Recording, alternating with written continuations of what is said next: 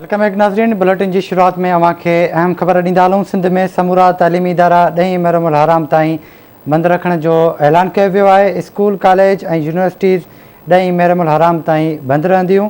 तालीमी इदारा बंदि रखण जो फ़ैसिलो तालीम खाते जे इजलास में कयो वियो आहे।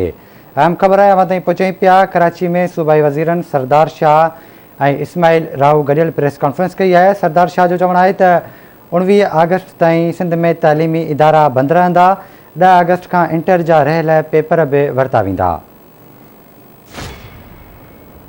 इन जा अपडेट्स वठंदासीं कराची मां गाज़ी झंडेर खां। गाज़ी, छा फ़ैसिला कया विया आहिनि, आगाह कजो।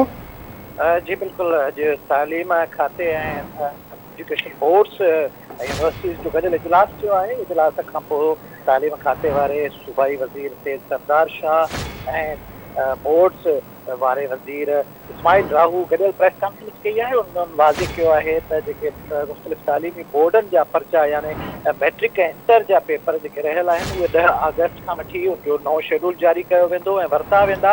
अलबत्ता सिंध में जेके तालीमी इदारा आहिनि, स्कूल कॉलेज या यूनिवर्सिटीज़, उहे 19 अगस्त ताईं बंदि रहंदियूं ऐं 19 अगस्त में आशूर वारो दिहाड़ो गुज़रण खां पोइ ॿई लाॻापियल जेके खाता आहिनि उहे तय कंदा त 20 अगस्त खां सिंध में तालीमी इदारा खोलिया वञनि या न। पर हिन जो फ़ैसिलो हतमी तौर ते नाहे थियो।